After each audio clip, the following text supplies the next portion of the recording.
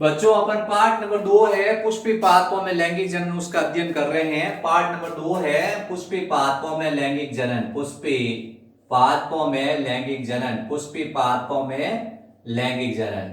Good morning आप लोग बच्चों, सब कैसे हो? ठीक हो? कैसी चल रही है आप लोगों की स्टडी? बढ़िया चल रही है। तो अपन पार्ट नंबर 2 पढ़ रहे हैं जिसका नाम है पुष्पी पादपों में लैंगिक जनन। चैप्टर नंबर 2 है जिसका नाम है पुष्पी पादपों में लैंगिक जनन। ठीक है, आप लोग अपना सेहत का ध्यान रखें, तबीयत का ध्यान रखें और पढ़ाई करते रहें। थोड़ा बहुत आपको टाइम मिले तो वीडियो देख देख कर आप पढ़ते रहें। अब अपन पढ़ रहे हैं, आज नया टॉपिक स्टार्ट करेंगे, परागकण की संरचना। किसकी संरचना? परागण क्रिया, उसके बारे में अपन पढ़ेंगे। परागण क्या होता है जानते हो बच्चों कुछ? परागण क्या होता है? क्या होता है परागण? इसको कहते हैं पॉलिनेशन। क्या कहते हैं? पॉलिनेशन। पॉलिनेशन मतलब है परागण। क्या है? परागण है, पॉलिनेशन। अपन इस पार्ट के अंदर परागकोश की संरचना है, लघु बीजाणु जनन है, परागकण की संरचना है। ये 3 वीडियो मैंने डाल दिए हैं। परागकोश की संरचना, परागकोश की संरचना, लघु बीजाणु जनन, परागकण की संरचना, ये 3 वीडियो मैंने डाल दिए इससे पहले। आप लोगों को याद हो गए होंगे। परागकोश की संरचना, लघु बीजाणु जनन और परागकण की संरचना। और आज जो अपन क्रिया पढ़ रहे हैं वो है परागण। क्या है? गण। गण, परागण, पॉलिनेशन। तो पॉलिनेशन आपको समझाएंगे। इसके अलावा बीजांड की संरचना भी इस पार्ट के अंदर है। गुरु बीजाणु जनन है और मादा युग्मोद्भिद का विकास है। ये वीडियो भी आपको जल्दी अवेलेबल करा दिए जाएंगे। तो आपको क्या करना है, आपको जैसे पूछेंगे पार्ट नंबर 3 है पुष्पी पादपों में लैंगिक जनन, उसमें अपन एक टॉपिक पढ़ेंगे जिसका नाम है परागण। क्या है? परागण। अब परागण आप लोगों को मैं बताता हूं क्या है। परागण के बारे में आपको थोड़ा बहुत आइडिया होगा। कुछ आइडिया है बच्चों परागण क्या होता है? मैं आपको समझाता हूं कैसे क्या है। ये पुष्प है। क्या है? ये पुष्प है। ये पुष्प है। इस पुष्प में ये पुंकेसर है। क्या है? पुंकेसर है। और ये पुष्प है, इसमें वर्तिकाग्र है। क्या है? वर्तिकाग्र है। ठीक है, ये पुष्प उभयलिंगी पुष्प है। इस पुष्प का ये पुंकेसर है। पुंकेसर में क्या होता? परागकोश। क्या होते हैं? परागकोश होते हैं। पुंकेसर होते हैं। पुंकेसर का भाग है परागकोश। याद आ रहा है कुछ? पुंकेसर के अंदर परागकोश है। परागकोश के अंदर भरे हुए परागकण। क्या भरे हुए हैं? परागकण भरे हुए। ऐसे परागकुटी में परागकण भरे हुए। परागकुटी में क्या भरे हुए? परागकण भरे हुए। परागकुटी में क्या भरे हुए? परागकण भरे हुए हैं। परागकण क्या भरे हुए हैं? परागकण। ये है कण। और अपन जो क्रिया पढ़ रहे हैं वो है गण। क्या है? गण। तो परागकोश से परागकणों का, परागकोश से परागकणों का, परागकोश से पराग कणों का वर्तिकाग्र तक स्थानांतरण होना। वर्तिकाग्र तक स्थानांतरण होना। वर्तिकाग्र तक स्थानांतरण होना, इस क्रिया को कहते हैं परागण। क्या कहते हैं? परागण। ये क्या था? ये परागकण था। ये क्या था? परागकण था। क्या था? परागकण। परागकोश से परागकोश से परागकोश से परागकणों का वर्तिकाग्र तक स्थानांतरण होने की क्रिया, होने की क्रिया, होने की क्रिया परागण कहलाती है। क्या कहलाती है? परागण। पॉलिनेशन क्या है? तो पॉलिनेशन आपसे पूछते ही आपका दिमाग तुरंत दौड़ेगा, भाई ये परागकण थे। क्या थे? परागकण थे। ये वर्तिकाग्र तक चले गए। इस क्रिया को कहते हैं परागण। भारी है, सरल है बच्चों? भारी है, सरल है? बिल्कुल सिंपल है ना परागण। कभी आपको पता था क्या इससे पहले? कुछ बच्चों को पता भी था। वेरी गुड, बहुत बढ़िया। तो अपने को ध्यान रखना है परागकोश से, परागकोश से परागकणों का वर्तिकाग्र तक स्थानांतरण होता है। परागकोश से परागकणों का वर्तिकाग्र तक स्थानांतरण होने की क्रिया को क्या कहते हैं? परागण कहते हैं। ठीक है, ये अपने को ध्यान रखना है। अब परागण की परिभाषा याद हो गई आप लोगों को? किसी बच्चे को डाउट है?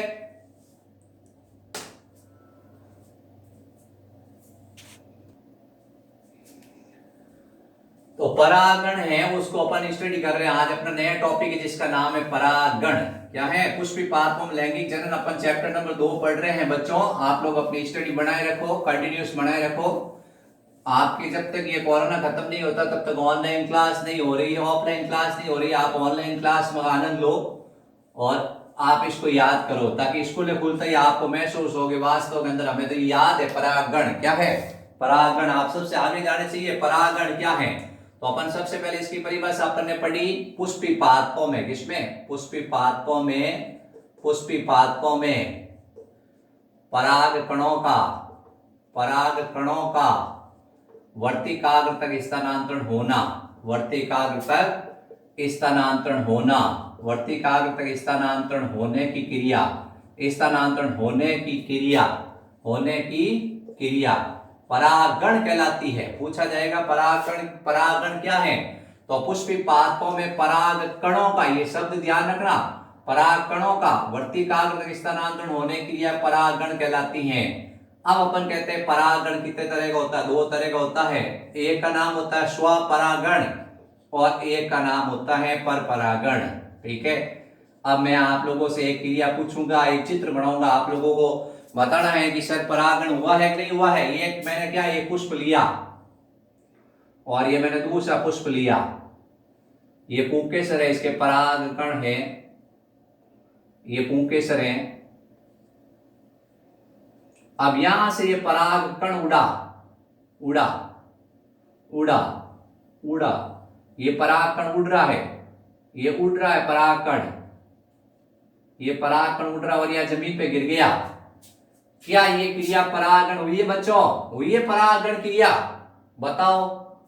या वर्तिकाग्र तक आया क्या ये, तो ये परागण क्रिया नहीं हुई है। परागण का मतलब है पुष्पी पादपों में पराग कणों का वर्तिकाग्र तक स्थानांतरण होने की क्रिया को क्या कहते हैं, परागण कहते हैं।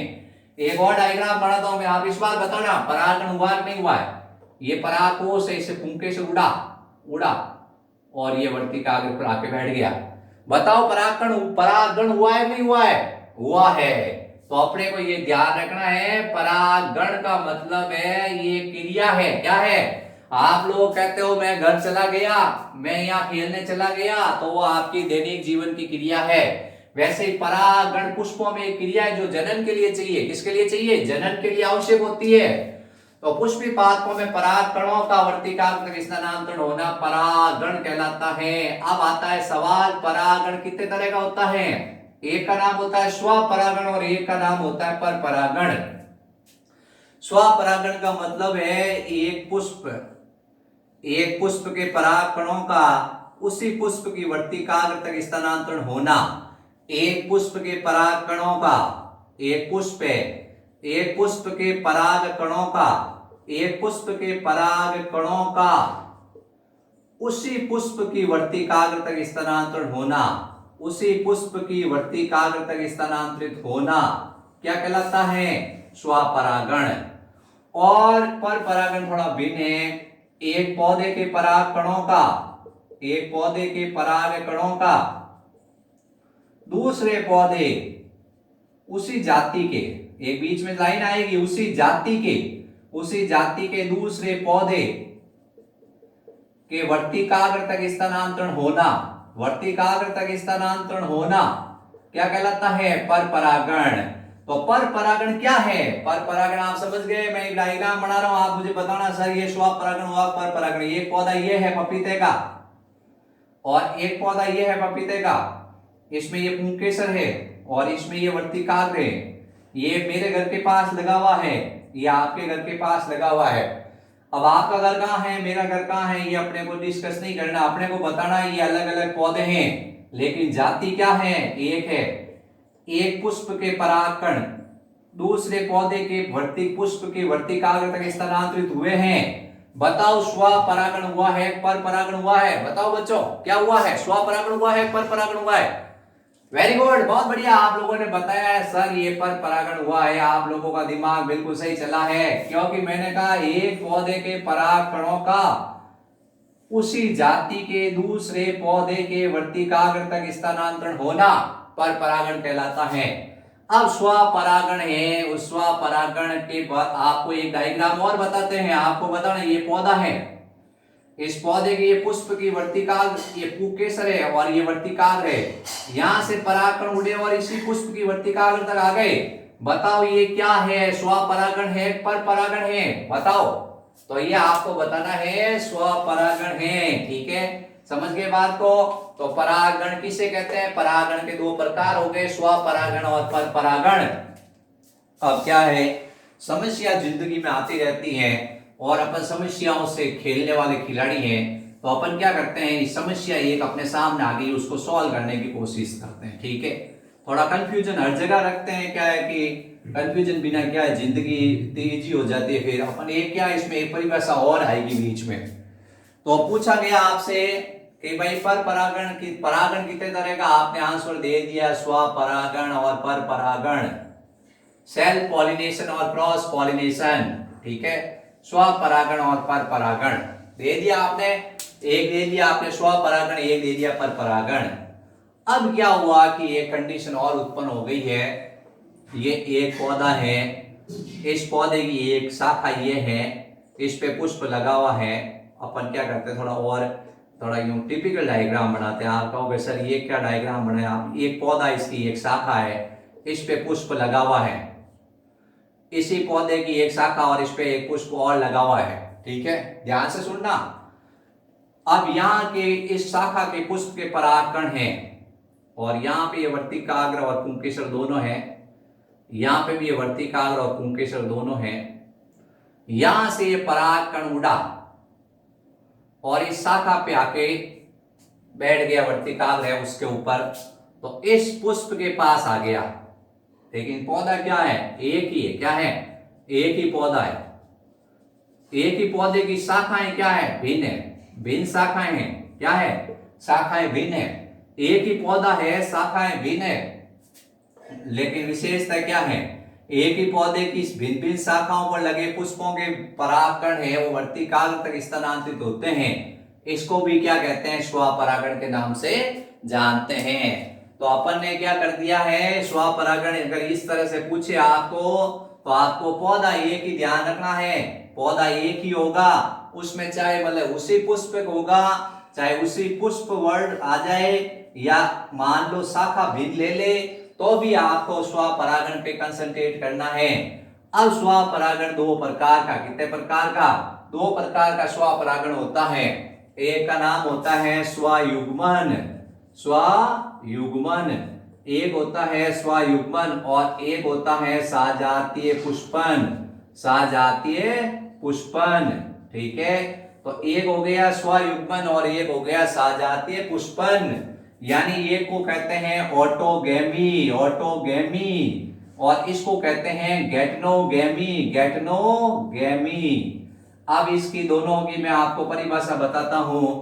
एक पुष्प के परागकण उसी पुष्प की वर्तिकाग्र तक स्थानांतरित होते हैं, एक पुष्प के परागकण उसी पुष्प की वर्तिकाग्र तक स्थानांतरित होते हैं, तो उसको कहते हैं स्वयुग्मन। क्या कहते हैं, एक पुष्प के परागकण, एक पुष्प के परागकण, एक पुष्प के परागकण, एक पुष्प के परागकण उसी पुष्प की वर्तिकाग्र तक स्थानांतरित होते हैं, उसी पुष्प की वर्तिकाग्र तक स्थानांतरित होते हैं, उसी पुष्प की वर्तिकाग्र तक स्थानांतरित होते हैं, तो उसको क्या कहते हैं, उसको कहते हैं स्वयुग्मन। क्या कहते हैं। अब सजातीय पुष्पन गैटनोगेमी क्या है, एक शाखा है, इस पे पुष्प लगा हुआ है, एक शाखा पे पुष्प लगा हुआ है और दूसरी शाखा पे पुष्प लगा हुआ है, एक शाखा के पुष्प के परागकण दूसरी शाखा पे पुष्प लगा उसकी वर्तिकाग्र तक आते हैं, इसको क्या कहते हैं, सजातीय पुष्पन। यानी एक पौधे के पुष्प के परागकण, एक पौधे के पुष्प के परागकण उसी पौधे के अन्य शाखा पर लगे पुष्प की वर्तिकाग्र तक स्थानांतरित होते हैं, तो उसको क्या कहते हैं, सजातीय पुष्पन। क्लियर हो गया। तो स्वपरागण के दो प्रकार हो गए। पर परागण का कोई प्रकार नहीं है, पर परागण के कोई प्रकार नहीं है, पर परागण क्रॉस पॉलिनेशन है। क्या है, क्रॉस पॉलिनेशन है, और इसको कहते हैं सेल्फ पॉलिनेशन। क्या कहते हैं, सेल्फ पॉलिनेशन। समझ गए बच्चों।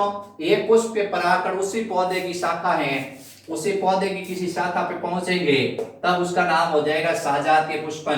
और उसी पुष्प में पहुंच गए तब उसका नाम हो जाएगा स्वयुग्मन। ऑटोगेमी और सजातीय पुष्पन याद होना चाहिए बच्चों। समझ में आ गया? आपकी मुस्कुराहट कह रही है कि आपको समझ में आ गया है। अब अपन एक में इसमें से मैं क्वेश्चन पूछ रहा हूं, एक डायग्राम बना के मैं बता रहा हूं, आप लोगों को बताना है कि कौन सा परागण हुआ है। स्वपरागण तो हुआ है, लेकिन गैस्ट्रोगेमी हुआ है या ऑटोगेमी हुआ है। डायग्राम ये देखो ध्यान से, ये डायग्राम है, एक शाखा है, उस पे 2 पुष्प लगे हुए हैं। यहां से परागण उड़ा, यहां से परागण उड़ा, परागण उड़ा, उड़ा, उड़ा, और ये आके यहां बैठ गया। बताओ कौन सा परागण हुआ है? स्वयुग्मन हुआ है या सजातीय पुष्पन हुआ है? बताओ। उसी पुष्प में हुआ है तब क्या हुआ है? सजातीय स्वयुग्मन। और यहां से उड़ता, यहां से उड़ता और यहां पहुंच जाता तो अलग अलग शाखा, या अपन कहते हैं शाखा एक ही है लेकिन पुष्प भिन्न है। क्या है? पुष्प भिन्न है, तब उसका नाम हो जाता सजातीय पुष्पन। तो ये परागण में स्वपरागण के दोनों प्रकार क्लियर हो गए? ठीक है।